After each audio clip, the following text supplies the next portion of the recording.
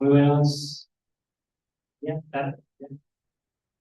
Este, Vamos a estar viendo algo acerca.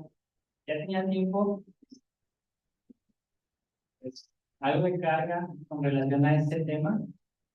Ya esto me va a presentar parte de, como tipo una investigación ya de buen tiempo atrás, personal que había hecho con relación a esto. Ahorita voy a contar un poquito más acerca de lo que es lo que vamos a estar viendo el día de hoy, pero nada más para entender un poquito pues, la parte de dónde viene esta idea.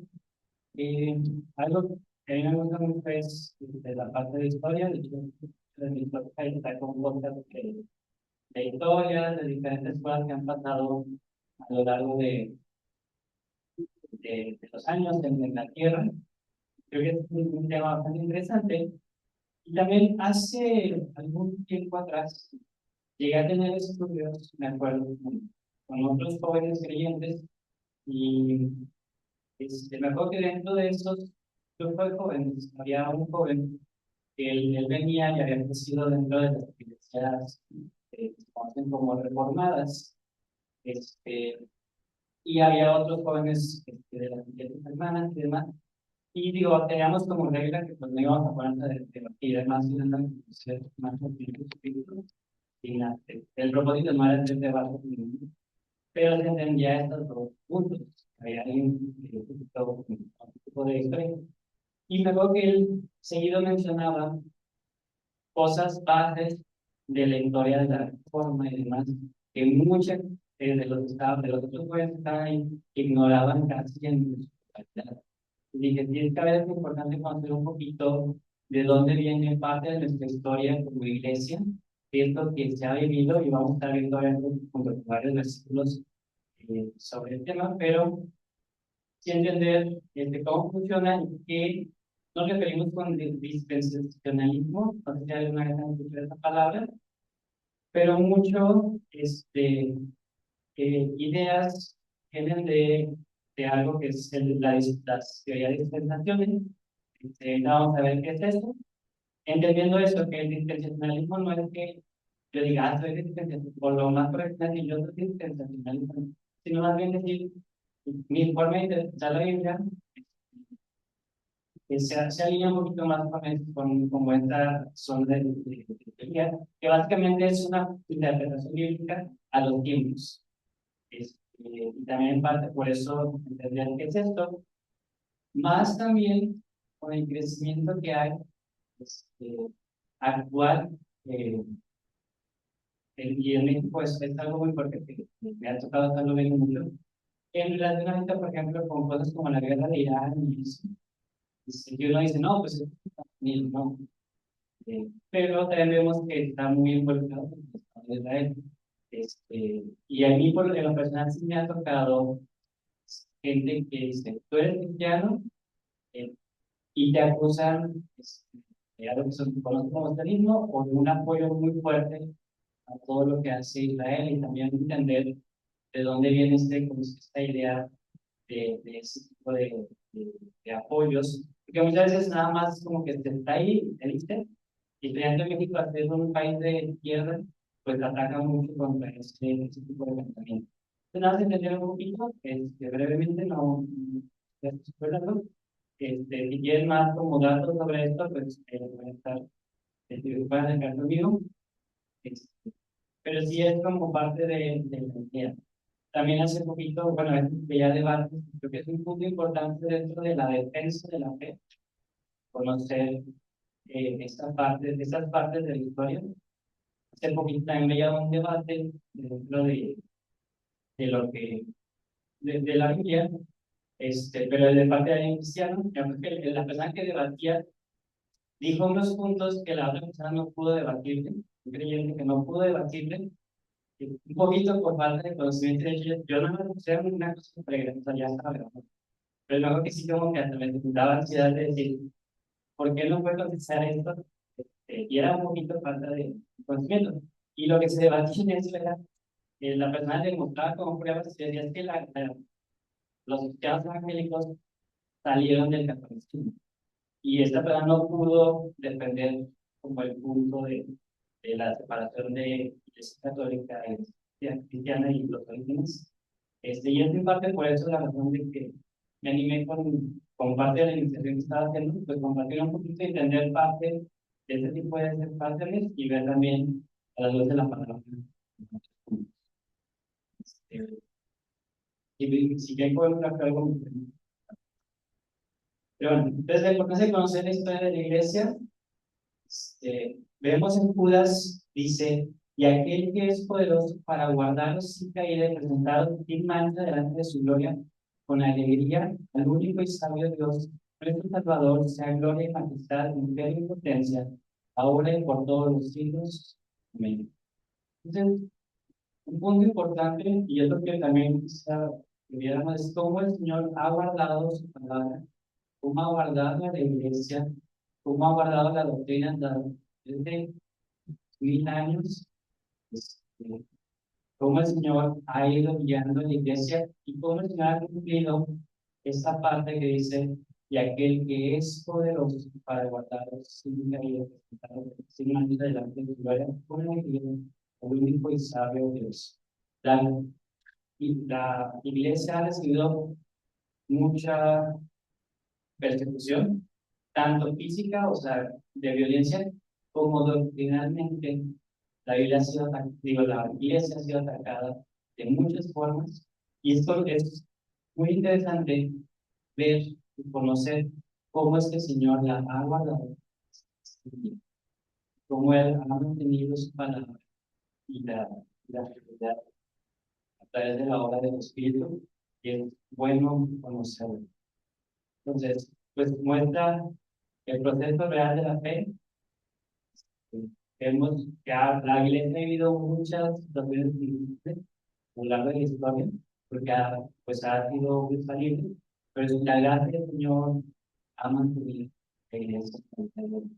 Y es de los grupos que hasta el día de hoy se mantienen. Tienen cada domingo, alabamos que en muchas partes del mundo.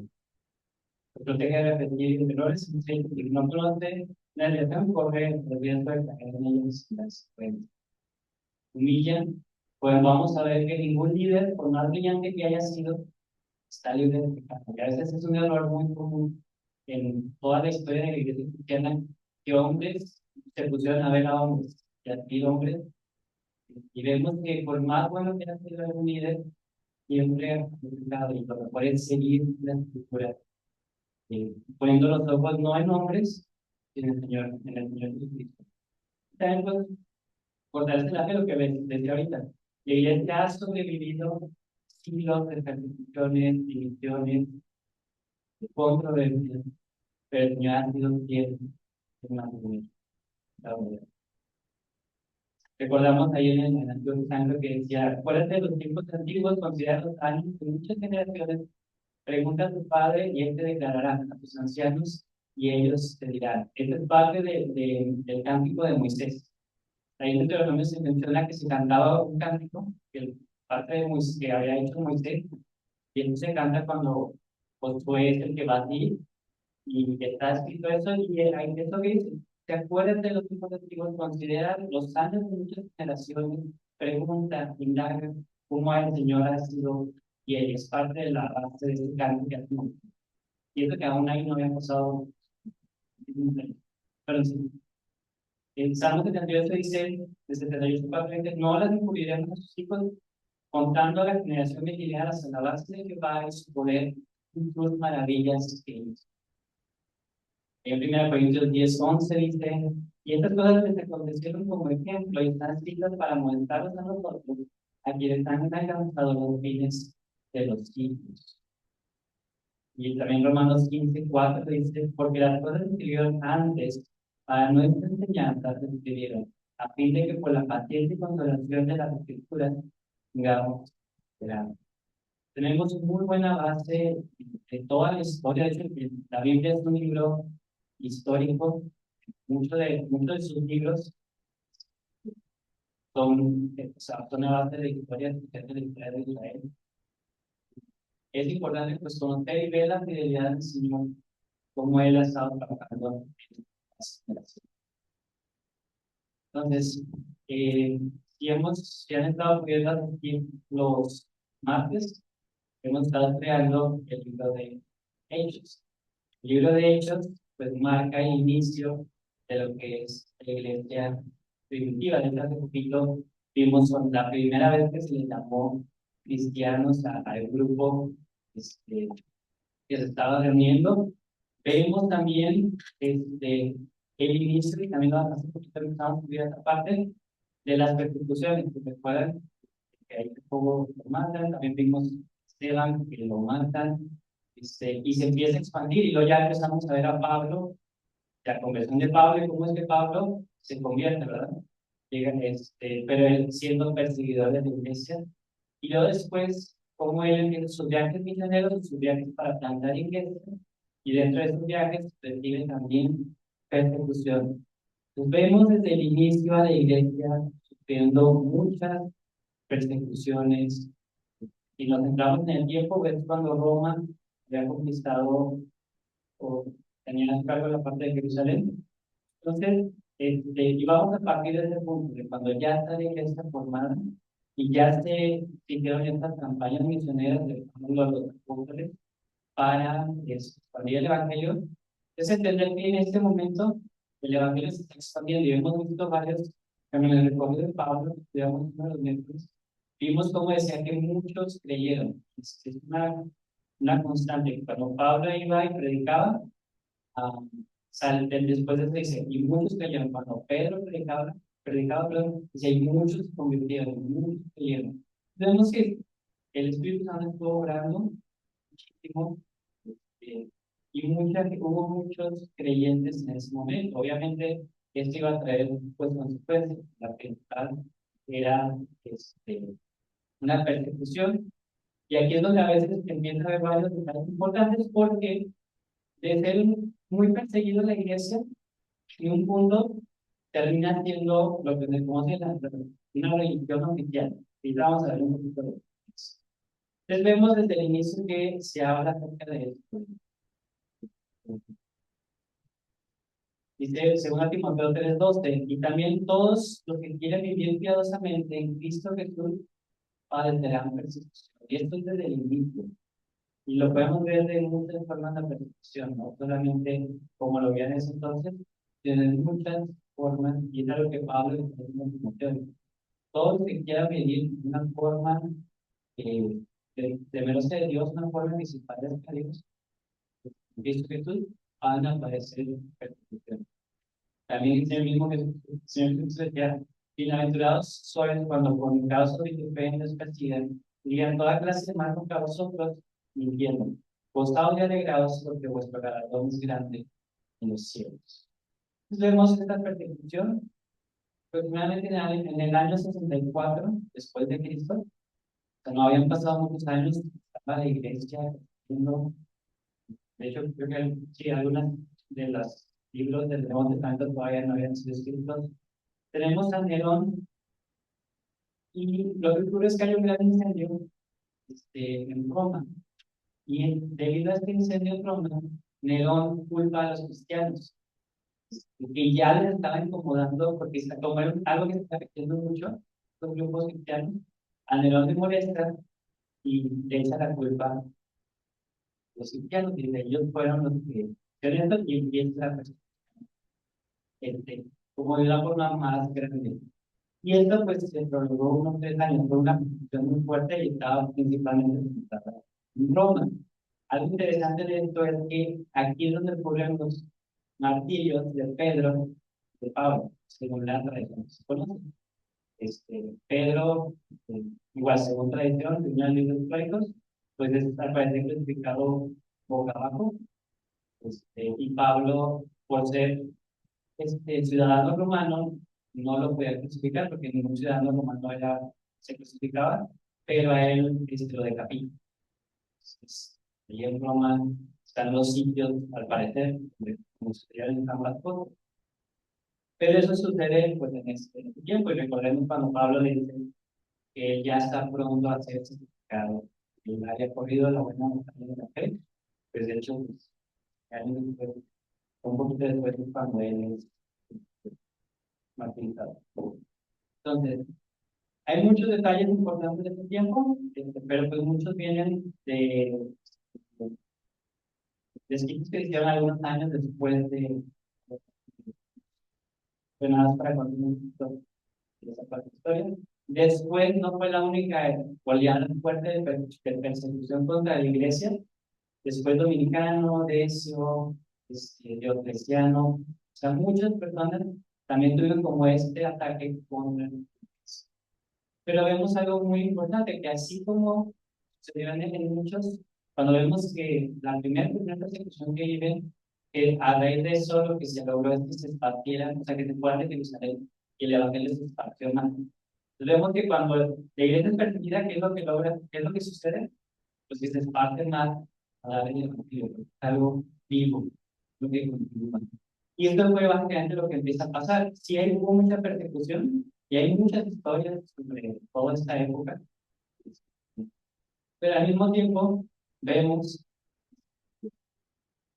que la gracia del Señor se siguió manifestando en el siglo, yo entiendo. Y pues estamos hablando de 300 años después de esto. O sea, tampoco habían sido muchísimos años, pero a diferencia de se puso algo que se llama el Edicto de Tolerancia Cívica en 300 años después de Cristo, por un emperador que se llamaba Galerio. ¿Y qué es lo que lograron con este edicto? Básicamente, detener la persecución. ¿Por qué? Porque vieron bueno, se conoce que vieron de parte de este efecto que estaba teniendo, que en vez de lograr apagar la iglesia, en medio de toda esta persecución, en vez de que lograran decir, ya acabamos con todos los cristianos, no, al contrario, es como que se reproducían, y políticamente les estaba afectando. Entonces, este emperador dice, no, vamos a hacer este edicto donde vamos a hacer como una tolerancia a la religión. Entonces ya les permitió a los cristianos reunirse, practicar la fe de una forma que no fuera como ilegal. También, pues reconoce al cristianismo como una religión. Y una cosa interesante es que se les pide a los cristianos que oren por el emperador del Imperio Romano. Y esto no quiere decir que se hizo como una religión oficial. Recordemos que todavía en ese entonces tenían estas, pues de la parte del paganismo, de dioses que tenían los romanos, y ellos seguían, o sea, lo pusieron el cristianismo como algo más. Pero fue como el primer reconocimiento que se le da al cristianismo, y se le da esta libertad de que ya no se le debía estar persiguiendo. Y eso es muy bueno. Recordamos en 1 Timoteo 2, de 1 al 2, dice, exhorta ante todo a que se hagan rogativas, oraciones, peticiones, acciones de gracia, por todos los hombres, por los reyes y por todos los que están en eminencia, para que vivamos quieta y reposadamente en toda piedad y honestidad. Y es un versículo que conocemos, pero ya analizamos en historia, decimos, qué padre la parte que dice para que vivamos quieta y reposadamente. Y creo que es algo que que la iglesia, que ahora ya tenía esta carta de Timoteo, pues lograron que siquiera, ¿no? De tanto tiempo de persecución y ya puedan estar quietos reposamente. Pero siempre la Biblia, estas frases que agrega extras son importantes por algo. Porque esta última parte no podemos dejar como el punto ahí, para que vivamos quietos reposamente, sino dice en toda piedad y honestidad. Y podemos también pensarlo en nuestros tiempos, que estamos viendo pues, en un tiempo donde también hay tolerancia a que nos podamos reunir, con ver la Biblia, estudiar. Pero hay un punto importante que dice en toda piedad y honestidad. ¿A qué voy? Porque el ataque y la persecución a partir de aquí que empieza a vivir la iglesia ya no es de, ya no te permite, sino ahora es una forma doctrinal. Lo que vamos a ver. A continuación. Por eso creo que es importante este tipo de frases que tienen la Biblia, que es importante que estamos quietos reposadamente, lo hagamos en toda piedad y en toda honestidad. Este más o menos era como el mapa del Imperio Romano. Y si ven, está distribuido en cuatro colores, porque así estaba distribuido en estos como cuatro eh, divisiones bueno, de reinos, imperios. Entonces, la cuestión política ya estaba afectando mucho, había muchos cristianos y ya dijeron, bueno, hay que darles permiso a los cristianos que se reúnan porque están teniendo un impacto en la sociedad muy fuerte. Y sucede algo que se llama la visión del puente de Milvio, de 312 de Cristo, o sea, muy cercano al otro decreto que hubo. Hay un emperador que se llama Constantino I, que es proclamado emperador en 306. Él empieza a pelear por tener más control y quiere tener más control. Entonces, de esos cuatro se pelea contra uno de ellos, que es Magencio, y eso se conoce como la batalla del puente de Milvio. Pero ahí pasa algo muy interesante. Se dice que antes de esta batalla él vio un símbolo que es del tirón, que es una cruz, y la frase "Vox signos inter", ¿qué quiere decir? O sea, él ve una cruz y dice, por este signo vendrá. Eso lo vemos también, lo que es básicamente este simbolismo. Entonces, él ordena que a todos sus soldados, los escudos, se les ponga este símbolo. ¿Sí? Y obtiene la batalla, la victoria sobre esta batalla. Ahora diríamos, pues esto pues se ve muy padre, ¿no? Y esto es muy importante porque aquí empieza a agarrar fuerza. Y recordamos que en ese momento lo que se ubicaba como cruz, o sea, relacionado con el Señor Jesucristo, y el hecho de que un emperador romano le diera este reconocimiento, pues, pues empieza a ser un punto muy importante para toda la comunidad cristiana. Ahora, algunos dicen que, esto que nunca sucedió, sino más bien fue un movimiento político de parte de Constantino para ganarse a los cristianos. Pero de ahí vemos que está Constantino y se hace el edicto de Milán por parte de Constantino I y Licinio, que era otro de los emperadores. ¿Y qué es lo que hacen? Ponen fin a la persecución muy general, ya hay un reconocimiento muy oficial de libertad de culto. En ese momento aún no era la religión oficial, pero se declaró que es una tolerancia universal, o que todos los reinos, o que todas las partes del imperio se le diera ese respeto al cristianismo, y también se les devolvieron bienes que habían sido confiscados de cristianos, pues se les regresó todo lo que se les había quitado. Entonces, el cristianismo pasa de ser perseguido a ser protegido, ¿ok? Y a tener una influencia política. Y aquí es cuando digo, aquí empieza el ataque doctrinal. Y se hace el concilio de Nicea unos años después, que el mismo Constantino convoca, y la razón para hacerlo es para condenar algo que se llama realismo. Y básicamente ellos lo que decían es que Cristo había sido creado, que él no era parte de la Trinidad, sino que Cristo había sido creado. Entonces, él hace como ese concilio para como aclarar ciertas cosas, y podríamos decir, ah, pues qué padre que todo esto empiece ya a tener más formalidad, que los cristianos estén pacíficos, ¿no? Que estén tranquilos. Este, Qué bueno que ya haya este reconocimiento. Es un peligro cuando la política se mezcla mucho con la religión. Y un parte de, así como resumiendo de lo que decía este concilio, era: hemos decidido conceder tanto a cristianos como a todos los demás libertad de seguir la religión que cada uno prefiera, para cualquier divinidad que exista en el cielo, para que cualquier divinidad que exista en el cielo nos conceda su favor y protección.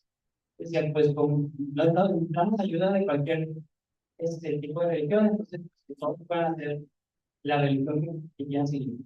Y a veces pienso, es algo muy parecido a lo que vimos sobre, ¿no? Que dice, no, pues tú sigue la religión que tú quieras, al cabo todo es lo mismo, algo así.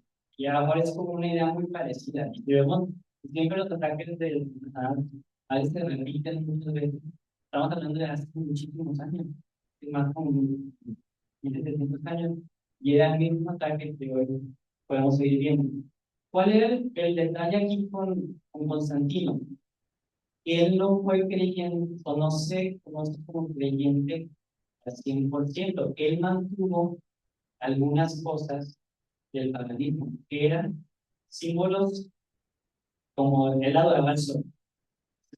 Toda la simbología de la adoración al sol, o el sol invictus, se veían en las monedas este, y tuvo mucha influencia en lo que posteriormente se conoció como catolicismo. Conservó un título que se llamaba como Pontifex Maximus, que era como el líder principal de la religión. Eso ya estaba dentro del paganismo, que vemos que después hubo un cambio y como príncipe papal. Él siguió respetando templos, ceremonias tradicionales paganas. Hizo una cosa interesante, que decretó el domingo como día de descanso porque ese día se veneraba al sol. Entonces, y ahora, una aclaración. No quiere decir que previsto los domingos sean marginal. De hecho, hay registros de que los cristianos ya se reunían en domingos, hasta inicios de la semana. Pero oficialmente, o sea, si a veces no sé si han preguntado por qué los domingos normalmente no se trabajan desde hace muchos años. Parte viene de eso, porque oficialmente aquí en el gobierno, desde entonces, ya se estableció que los domingos fueran de descanso y un poquito ellos lo hacen enfocado a la relación.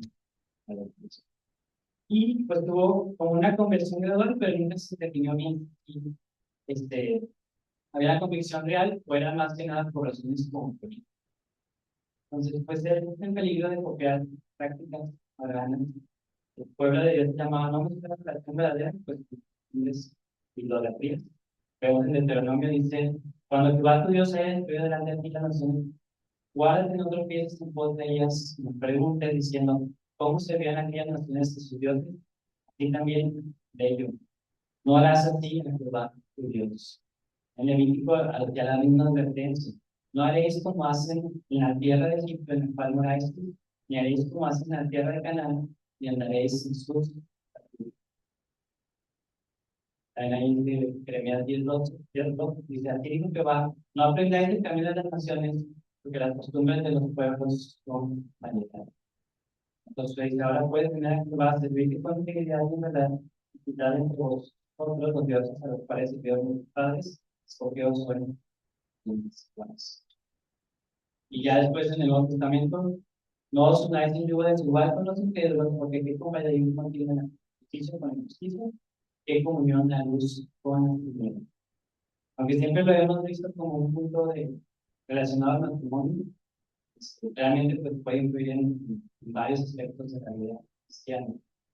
Y Colosenses 2 dice, mirad que nadie os engañe por medio de filosofías y huecas sutilezas, según las tradiciones de los hombres, conforme a los rudimentos del mundo y no según Cristo. Pues, y esta misma advertencia, y estas advertencias ya estaban para la iglesia en un momento, pero creo que empezó a haber ahí algún tipo de protección. Ocurre el concilio de Nicea, conocido convocado por Constantino. Se declara que Jesucristo es engendrado, que no es creado. Se menciona como de la misma sustancia o naturaleza que el Padre, también a esta idea que en contra de esto, se produce el credo de Nicea. El credo de Nicea es este credo que podemos ver y es un credo que podemos decir, pues estamos muy de acuerdo con muchas partes, pero una parte dice que creo en un Dios verdadero, Dios verdadero es Dios verdadero contemplado, no creado, de la misma naturaleza que el Padre. También se menciona al Espíritu Santo, que le da la divinidad del Espíritu Santo, que creo en el Espíritu Santo, Señor y Dios. Entonces, se establece como este credo, este, y un punto importante aquí es donde vamos a ver este punto de inflexión aquí. En una parte dice, creo en la iglesia que es una santa libertad y fundada por apóstoles. Es la traducción que yo le puse en relación a, creo que ellos lo pudieron haber visto. Actualmente, si ustedes lo buscan, este credo dice, creo en una iglesia que es una santa católica. De aquí es donde nace la parte de, y por eso les mencionaba, cuando él dice toda esta parte donde empieza Constantino a meter en toda esta parte, empieza como a querer formar parte de lo que es ya el reino del romano, es donde empieza este ataque a la iglesia a nivel este, doctrinal. Ahora ya se pueden reunir, pero al mismo tiempo empieza esta parte donde se quieren empezar a copiar varias cosas del paganismo y meter en la iglesia y se logran meter.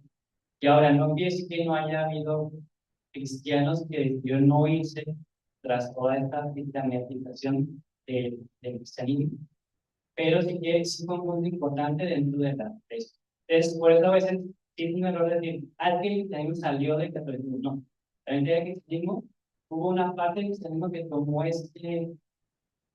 esta división hacia un área muy política y se creó lo que actualmente se conoce como la Iglesia Apostólica, pero viene de eso. Entonces, Teodosio en la Iglesia de Tesalónica, el 27 de febrero de 308, hace este dicto y dice que el cristianismo ya es la religión oficial del imperio. Les digo, como el cristianismo ha crecido tanto, tenía un peso en personas y por lo mismo tiene un peso político. Entonces, pero aquí cuál es el problema, uno que se hace sistemático, y el otro problema es que obliga a todos los demás a que ahora tienen que ser parte de esa religión. Y declara como ilegales cualquier otro tipo de práctica, incluyendo pues, el paganismo tradicional, y se hace todo el concilio de Constantinopla. Y de aquí es donde empieza a crecer toda esta parte este, de establecimiento de lo que se conoce como Iglesia Católica. La firma de credo de Nicea condenó el anarquismo otra vez, se define claramente la Trinidad, se da la estabilidad del Espíritu Santo, eh, y al obispo de Roma, cualquiera como el obispo de Roma, se le empieza ya a cambiar el nombre de obispo, y de ahí empieza todo este movimiento. Entonces, pues sabemos que hubo un punto bueno en que se defendió la deidad de Cristo, se defendió la deidad del Espíritu Santo, que fueron cosas buenas, pero al mismo tiempo escondido ahí se empezó a tematizar muchas cosas y a seguir como una parte, o de una forma muy religiosa, lo que era la vida cristiana.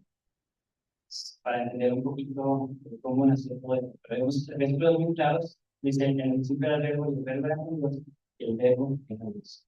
El verbo fue hecho carne y habitó entre nosotros, y con tu gloria, gloria como el ejemplo del Padre, que era la gracia. Vemos constantemente en la Biblia hablando de versículos que hablan de esta divinidad, esta unidad de Trinidad del Señor. Él es la imagen de Dios invisible, el primogénito de toda creación, porque en él fueron creadas todas las cosas y él es antes de todas las cosas, en él subsisten. Tenemos importantes versículos con algunos de todo esto. Okay. Dentro de esto, en algún punto, voy a mencionar rápido, se divide, hay gente que dice, no, yo no estoy de acuerdo con todo esto, tanta sistematización en lo que es el cristianismo, se divide lo que se pone como Oriente y Occidente, que son Roma, de Constantinopla, es como la Iglesia Católica y que hay diferencias un poco de ellos. Y ahora, la pregunta que yo siempre me he hecho y parte de la investigación, ¿hubo creyentes que quieran que digan, no, yo no estoy de acuerdo con la forma que se está llevando y que siguieran un tipo de iglesia más parecida a lo que se enseña en el libro de Hechos antes de Lutero? Si recordamos, Lutero fue el que se puso en contra de la Iglesia Católica y dijo, esto está mal. Entonces, esa es la pregunta. ¿Hubo disidentes antes de Lutero? La respuesta es sí. Y hubo pre-reformadores antes que Lutero se parara de la iglesia. Y es parte de entender la historia. Si hubo gente, y el Señor mismo guardó a su iglesia, ya cuando se empezó a, por ejemplo, que se empezó a negar la parte de salvación por gracia, y ya no tenías que estar pagando para la parte de indulgencias y todo eso, que prácticamente se empezó a dar en la Iglesia Católica, si hubo gente que dijo esto no está correcto, esta no es la forma de seguir la iglesia, y si hubo gente que ya desde antes de Lutero estuvo en contra de eso. Es parte del poder del Señor y su fidelidad de guardar y conservar la iglesia. Parte de esto también, que recuerdan, la Iglesia Católica lo que hizo fue impedir el conocimiento, que es la oscura, para que más gente se acercara a la Biblia. Hay mucha historia en estos años que se desconocen, simplemente porque la gente no sabe escribir. No había quien pusiera en historia, o sea, diera más información. Pero de las pocas que hay, sí que existen, están los valdenses, ¿no? Ellos fueron fundados por Pedro Baldon, un mercader francés, Él practicaba la pobreza apostólica y él decía que la autoridad exclusiva venía de la Biblia. Rechazaba indulgencias, purgatorio, la transubstanciación, que es la parte que en la misa católica donde aparece la hostia, ahí se convierte en el cuerpo de Cristo como literal. Él estaba en contra de todo esto. Y obviamente pues fueron excomulgados, perseguidos. Eh, y después también hay mucha historia de la persecución hacia los creyentes o grupos separatistas de la Iglesia Católica. Pero vemos cómo el Señor sí estaba moviendo personas que pudieran tener un acercamiento a la Biblia y pudieran enseñar a otros. Y Él mantuvo su palabra, su doctrina. Los soldados de 1980, algunos seguidores de John Wycliffe, él hizo algo muy peligroso, que fue traducir la Biblia del latín, de la Vulgata, al inglés. Y obviamente eso daba para que más gente pudiera leer la Biblia, si tenían acceso a la lectura, pudieran entender y comprender por ellos mismos la Biblia. Ellos también no aceptaban a los líderes de la Iglesia Católica y cuestionaban esta parte de su sistema. Entonces vemos, hay varios. John Wycliffe, esta parte está toca la Biblia y es muy interesante que sí, realmente muchos de ellos, de hecho, ellos murieron para que nosotros el día de hoy pudiéramos tener Biblias.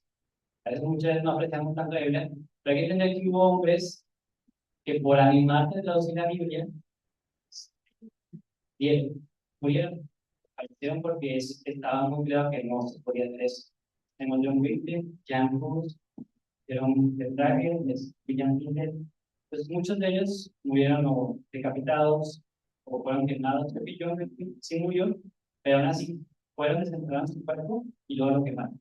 Bueno, el tinte era decir que hizo algo muy malo que lo que él intentó traducir la Biblia. Y como la pudo estudiar, se dio cuenta de varios errores. Los cositas que también, fundados por Jancos, incluido por Wycliffe, también él fue excomulgado como en 1415, pero ellos lograron independizarse de Roma y fundaron los como hermanos moravos. Entonces ellos tenían mucha influencia, todos ellos fueron antes de Lutero. Ya el Señor estaba creando su iglesia. Digamos, todas las escrituras creadas por Dios, útil para enseñar, útil para corregir, para instruir en justicia, a fin de que el hombre de Dios sea perfecto, enteramente preparado para toda buena obra. Tenemos el ejemplo ahí en Hechos, dice, y estos eran más nobles que los que estaban en Tesalónica, pero unas palabras con toda solicitud, que escudriñando cada día las escrituras para ver si estas cosas quieran. La importancia de estudiar la palabra. Creo que algo que me ayudó mucho en ese entonces fue que los pocos que tuvieron acceso se dieron cuenta que había algo mal con la doctrina universal y dijeron, esto, hablaron contra eso, y con esto es lo que realmente tiene la palabra. Y empezaban estos grupos protestantes. Digamos, ahí Salmo 119, lámpara esa es tu palabra. Entonces ya viene la reforma, los famosos Lutero y Calvino. Lutero, él, siendo un monje agustino, profesor en Wittenberg, se da cuenta de estudiar la palabra de muchas cosas que estaban mal y hace las 95 tesis que va y las clava. Y más que un punto importante es pues tener una venta de indulgencia. La salvación no se puede comprar, la salvación es por gracia. Y esto da inicio a la reforma protestante, donde ahí hay un grupo para la iglesia y empiezan a protestar contra eso de una forma más completa. Entonces es una separación formal entre el catolicismo y el protestantismo. Aquí donde muchos dicen, no, es que por eso los cristianos están haciendo los católicos por Lutero. No, realmente vemos que es una cuestión muy separada. Y ya desde antes el Señor estaba hablando a través de su palabra para seguir realmente lo que es la escritura. El Evangelio de la justicia de Dios se revela por fe y para fe, como está escrito, por ejemplo, mira, porque por gracia sois salvos por medio de la fe, y esto no de vosotros, pues es don de Dios, no por obras para que nadie se gloríe. Bien. Bueno, también una persona importante en esto es Juan Calvino. nació el 10 de julio de 1509, murió en Francia, estudió humanidades, teología y derecho, se convierte al protestantismo y él publica lo que se llama Institución de la Religión Cristiana y dirigió la reforma en Ginebra desde 1540. Nada, conocer tanto a Lutero como Calvino, ellos fueron parte importante de lo que es el cristianismo, el protestantismo, pero muy importante, cuando Calvino publica esto que se llama Institución de la Religión Cristiana, él, dentro de eso, es donde escribe esta parte que habla acerca de la predestinación, que los creyentes, hay personas en general que están predestinadas ya para el infierno y otras ya para salvación, independientemente de lo que hagan. Y dentro de muchas cosas que mencioné, y esto viene a través de eso. Iglesias que han seguido como línea de pensamiento se conocen actualmente como iglesias reformadas y vienen como por esta línea también. Tiene un legado teológico, menciona la soberanía absoluta y la predestinación, origen de las iglesias reformadas, presbiterianas y congregacionalistas, que actualmente son de iglesias, y también pues, conocer de dónde vienen un poquito como estas. Y ya en las últimas partes, Iglesia Única Anglicana, si recuerdan este señor, Enrique VIII, él rompe con Roma, pero no por cuestiones doctrinales, sino porque él se quería casar.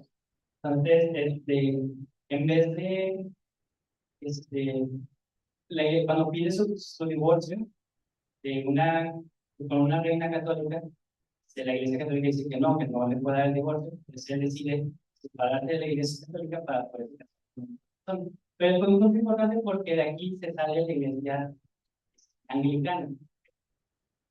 Eh, Entonces tiene un quiebre dinástico, pero no exactamente teológico. Básicamente se quería separar de su matrimonio con Catalina de Aragón, la reina española católica. Le niegan eso. Entonces, en 1534 está el acta de supremacía. El rey es la única cabeza suprema de la iglesia en Inglaterra. Entonces, nunca fue profundamente protestante, aunque con la que se casó sí era protestante, que después la decapitaron.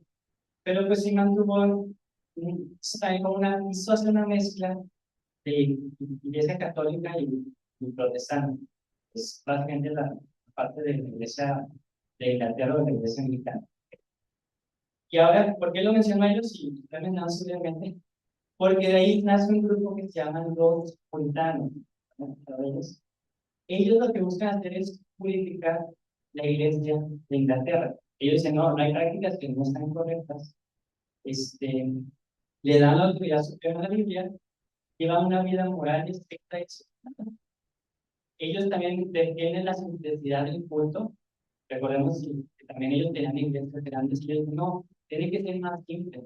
Reuniones en casa, reuniones solamente para estudiar la Biblia, un tanto ritual. Y parte de esas personas fueron de las que emigraron a Nueva Inglaterra, son los Estados Unidos. Había dos tipos de separatistas, puritanos, perdón. Los que se mantuvieron en la iglesia anglicana y desde adentro la querían transformar.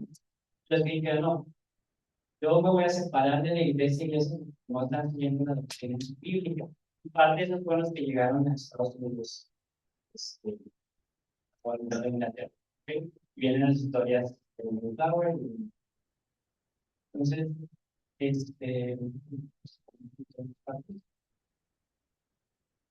el origen de las dispensaciones. Hay alguien llamado John Nelson Darby, nació en Londres en 1800, unos 200 años después de esta parte, que fue un sacerdote anglicano en Irlanda, pero él se dio cuenta, como con todo este trabajo de los puritanos, él se dio cuenta que no estaban haciendo las cosas como debía ser, y vemos la mano del Señor actuando en la iglesia, y manteniendo su doctrina y bien, moviendo a hombres que se daban cuenta que la doctrina estaba siendo atacada, que decían, no, así es como dice la Biblia que hay que seguir. Y él funda a los hermanos Taylor, y él escribe acerca de las dispensaciones. ¿Qué es esto? Es básicamente una división de interpretación bíblica, de cómo el Señor actúa a través de los tiempos, y cómo se van manifestando varias cosas. Dentro de esto es que se tome la palabra de una forma literal y la Génesis dice que son 7 días de creación, una forma literal. Eh, Hay una separación entre Israel y la iglesia. Las promesas que son para Israel son para Israel. Las promesas que son para la iglesia son para la iglesia. Hay una división. Ahora, ¿por qué también esto? Porque hay personas que dicen, no, es que ya se juntaron las dos. Entonces, las promesas que van para Israel ahora son de la iglesia. Pues, y no viceversa. Israel, la derecha de la iglesia. Pero entonces toma eso como que, no, no, es que se le prometió a Israel, que se le prometió en Ezequiel, realmente ahora son para la iglesia. Y otro punto muy importante es que aquí se habla acerca de un rapto, y es algo que tenemos nosotros como vista, como en nuestra mente, en nuestra esperanza, que ahorita cantamos sobre eso. Él viene otra vez. Y sabemos que muy claramente se menciona que no todos vamos a morir, sino que unos vamos a ser llevados con él. Se habla de un rapto. Y por la forma en que se ha estudiado la Biblia, se entiende que normalmente es un rapto antes de la tribulación. Y todo eso, las dispensaciones, muchas de esas ideas pues, se han compartido con hermanos porque no es una teoría que imponga de que esto es lo que yo creo y esto es lo que creo. Básicamente lo que es hace agarrar la Biblia e interpretarla este, con estas, en base a versículos que funcionan. No es que seamos profesionalistas, somos de Cristo, pero hay varias ideas que van muy relacionadas con este tipo de administración de tiempos y que hemos comprendido la Biblia así. Ahora, hay un punto importante, porque no todos